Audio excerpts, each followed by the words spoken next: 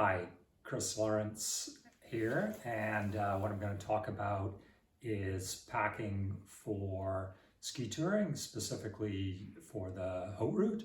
I've got a couple of trips going this spring, and some of my clients are interested to know what I'm bringing and if it's all going to fit into a pack and that kind of thing. So starting with my 35-liter pack, I think for a client on a trip, probably 30 to 35 is fine. For the guide, 35 to 40. I'm stretching the 35 a little bit because I have a few extra things that I need to bring. So right now this pack is empty. It's got a good solid hip belt. It's got a good sternum strap. So quite a bit of rigidity and stiffness in the back, and it's got a lid with pockets on both sides, so lots of storage. Some excellent straps for putting skis on the side when we have to boot pack, and some good ice axe straps. So the first thing I pack is my first aid kit. So this is a fairly beefy first aid kit. It's got things like SAM splits in it, and oral airways and nasal airways and things like that. And in terms of what clients should bring, probably just some blister pads and some ibuprofen and that kind of thing would be plenty. So that goes first into my pack because it's the thing I'm least likely to use. The next thing for a group of 5 is going to be one guide and 4 clients. I'm going to have 2 30-meter ropes. So I'm going to be carrying one of them. This is quite light. It's the Lasport, the Petzl rad line, and it's a 6mm rope. It's just going to sit in there. We'll be using that to rope up on some of the climbs. The next thing that goes in is my shelter. It's a 4-person shelter. It's called it's a Rab Bothy, and you can sit underneath that with a group of 5. It's pretty compact sill tarp type material, and that may come out at lunchtime or be used as a survival style shelter. Just the guide needs that one. This is actually a 1-person bivy sack. It's made out of foil type material. It's actually it's a bivy sack. You can climb right into it. It's got that reflective type stuff. They're about $30. It's made by a company called SOL, Survive Sol. I don't know what it stands for, but anyway, they're about $30, and it's a really good item for each individual person to have. Worst case scenario, if you have to spend the night out. Okay, so next thing I've got, this is a liner for sleeping. It's made of silk. It's a little bit more pricey than the cotton versions. It's also more compact and lightweight. That's why it's more pricey. Silk travel liner, Mech sells them.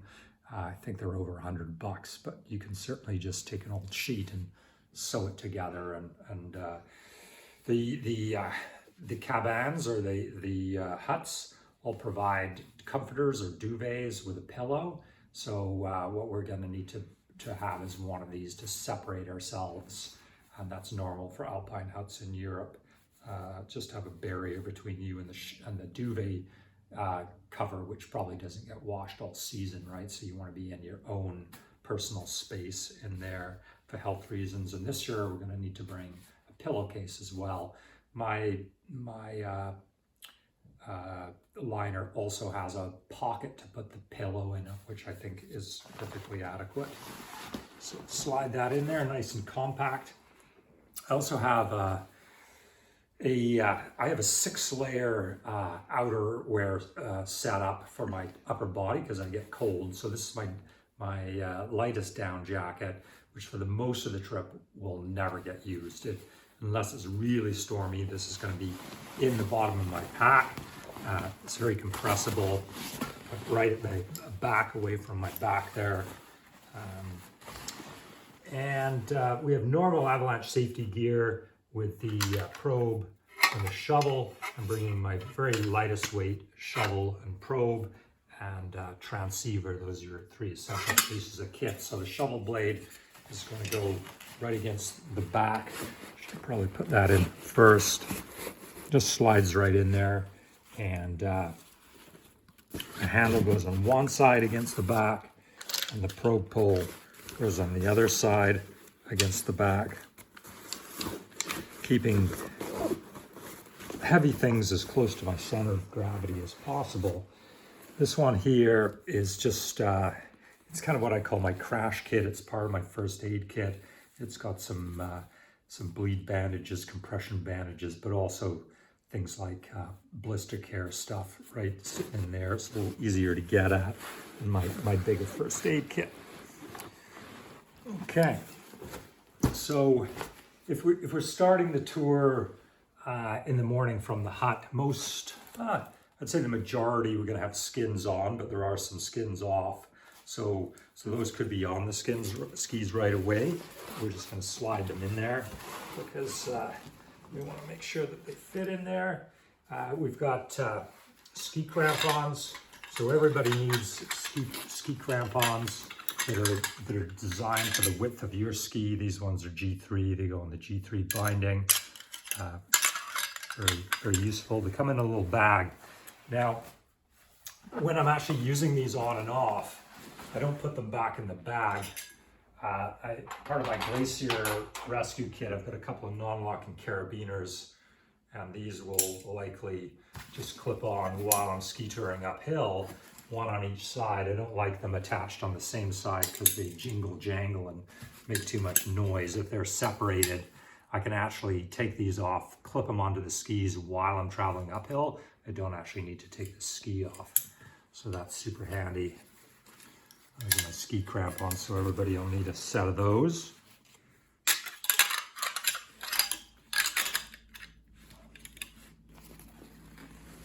A little bag. It's going to help preserve things so they don't get ripped. These are boot crampons. So these ones are super lightweight boot crampons made of aluminum. They just have cord attaching, but ideally the lighter the better. Don't have a pair of steel crampons necessarily just because they're so heavy.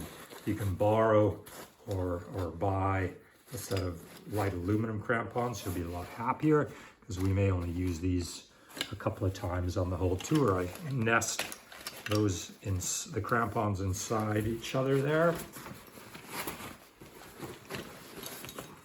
Put them close to the back so that the weight is close to the back, but the sharp points are away from my back. Yeah, so each morning the huts provide some hot tea. It's called thé de marche, tea of the hike, I guess. So I bring a ½ liter thermos. It's nice hot tea, so it's sweet hot tea. You don't get to choose. It's already made up. And on those hot days, I'm going to have another liter bottle of water, which I'm going to bring with me as well. On those really cold times, I might end up using my mitts, my big Black Diamond Mercury mitts. If we get the kind of trip where the weather's not that bad, I'll probably get by with using some lighter gloves for the whole trip, but certainly I want these just in case. And then there's a few things that go in the lid of the pack. Sunglasses with side shields in a nice case. They're going to go in the top of my pack. Also with my lunch for the day and my snacks. Now, where does the lunch for the day come from? For the first day of the trip, we'll pack up lunch in Chamonix the night before, and that'll just go in the top of your pack. And then while we're out on the Haute route, day 2, we actually have lunch in Verbier at a cafe. And then for the rest of the trip, we'll get them just to make what they call a picnic, just make up a sandwich.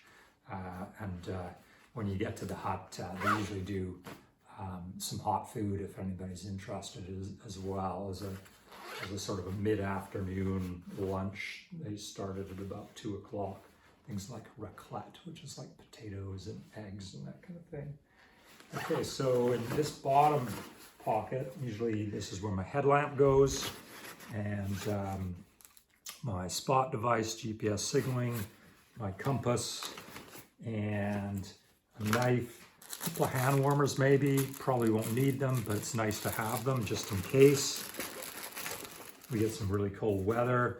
It is spring, so having, this is my little repair kit.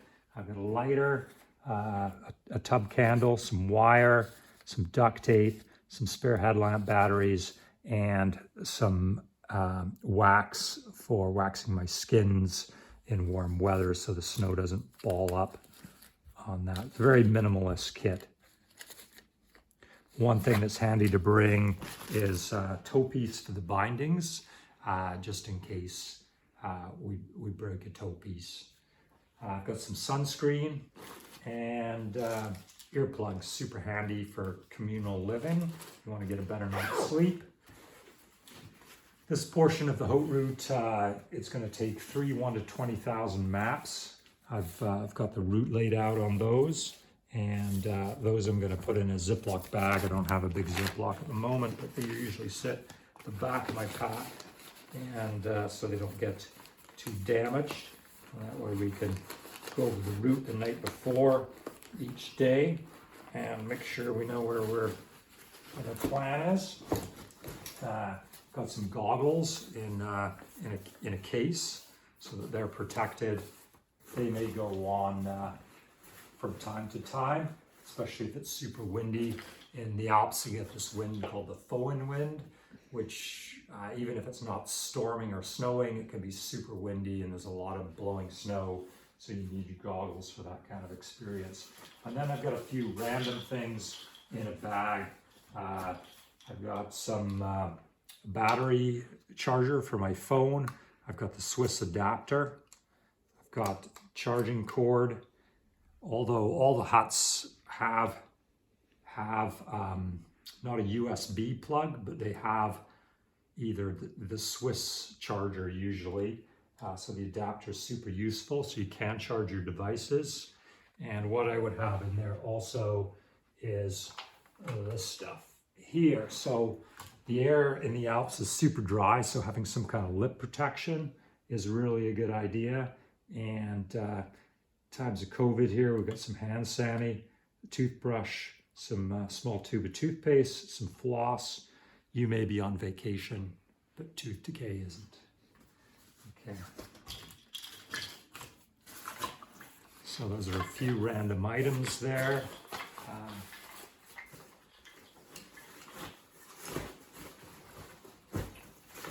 Okay, I weighed this pack at 20 pounds. So that's with all this stuff in without fluids, no water or tea in there. So 20 pounds, and that's including a rope and a pretty beefy first aid kit and some navigation gear. So your pack should be lighter than that, and that actually included having my ice axe on there. So the ice axe is going to be a bit of a feature, permanent feature on the pack. It slides up there, put that in there, and then I can clip that in. Actually, this goes in around here. So that way it's not going to fall out, the pick's not sticking out the side, the spikes upwards. So I've got quite a bit of room still for clothes that I want to take off when it's hot. So we kind of turn to all this stuff. What I'm going to ski tour in most days is my soft shell pants and a long sleeve shirt with a bit of a neck just to keep the sun off, and then some long underwear, some wool socks, and then a fleece mid layer and a lighter weight wind shell over the top. When it gets a bit colder, I've got sort of a lightweight puffy jacket that goes underneath my Gore-Tex jacket. And so that's my 5-layer upper body system with my extra down jacket for the 6th layer when it gets really cold. So a lot of Canadians wear Gore-Tex pants when they're skiing. I tend to only wear Gore-Tex pants when it's storming and snowing. So in the Alps, most people don't wear Gore-Tex pants. They wear a soft shell pant. I won't even be taking my Gore-Tex pants to the Alps, but that's personal preference. You may, if that's the way you roll, that's your normal. You have long underwear under your Gore-Tex pants. It's all good. Just roll that way. Got some kind of lighter weight gloves that I'll be wearing, a toque, and then, you know, sun is one of the biggest issues Canadian I'm representing here, and one of the biggest sun systems that's used in the spring for touring is a ball cap with a buff, and the buff is super versatile. You can bring it up over your ears like this, and you know, just to keep the sun off, you can run it over your nose, that kind of thing. Protects your neck from the heat, kind of thing. So bringing a buff is a critical piece of gear, and when it's cold, it's going to act like a neck tube. Probably don't need a fleece neck tube. The buff will probably do the job. I've got my transceiver, my altimeter watch, super useful navigation equipment, and always in the side pocket of my pants, I've got my route descriptions and my whiteout navigation plan with all my compass bearings and my day-to-day plan of the trip. And that's always ready to go in my pocket. You will all need a Rega card, which is 30 Swiss francs. And that'll buy you your insurance for Switzerland, your rescue insurance. I've got things like my professional guide card for France and my international guide card, which will get me discounts at huts and ski lifts and that kind of thing. Most of the time we're skiing on glaciers, so we'll be wearing a harness every day, all day, pretty much. Goes on in the morning before you leave the hut, and you want to make sure that you have a harness that doesn't have any lumps that are going to interfere, give you pressure points. So nice smooth harness. For the minimum, you want a locking carabiner on that harness to clip into a rope. That's as a minimum. Also a belay device if we're going to do any rappelling, which is a possibility. And I've got some crevasse rescue gear as well. If you're not trained in crevasse rescue, don't worry about it. But I bring an ice screw with a V-thread or a ball of cloth hook there, pestle micro traction, a couple of slings, and a prusik. If you've got some training in that area, feel free to bring it along. Also in the huts, we're going to need to wear our masks. Here I've got a little emergency poop bag. You can bring something like that with some toilet paper. Ladies, I'd recommend bringing a feminine hygiene kit, just in case you have your menstrual cycle while out on the trip. Even if you don't think it's going to occur on the trip, it's a really good idea as a backup plan to have that with you. In terms of what I wear when I get to the hut, I'll probably just stay in my clothes, but if it's really warm, I've got a nylon t-shirt to change into, a pair of shorts, and some flip-flops. That's really my luxury items that you don't really need, but it's nice to have. Might bring something like a washcloth along, that kind of thing. I think of our 6 nights out, 3 of the huts actually have showers, but it'll cost you 5 Swiss francs or 5 euros to have a shower that'll last about 2 minutes. So that's up to you. Water costs a premium. It's about 10 euros for a liter and a half. Okay, obviously I've got my ski boots that are coming with me, and my skis. These are a 184 centimeter long ski, 112 underfoot. Most of the Europeans use a much shorter ski, with a much narrower profile. Probably 90 underfoot would be completely fine for the Haute route, but in mixed spring conditions, certainly the 112 can handle more variety of conditions. Notice I also have a ski strap. That's essential. And when we put our skis on our pack and do the A-frame setup, we'll want that ski strap handy. So make sure you've got a good rubber or Velcro ski strap, and we'll go from there. So that's sort of your introduction to equipment for the Haute route. Hope you found this useful. Thanks for listening. Remember to like and subscribe.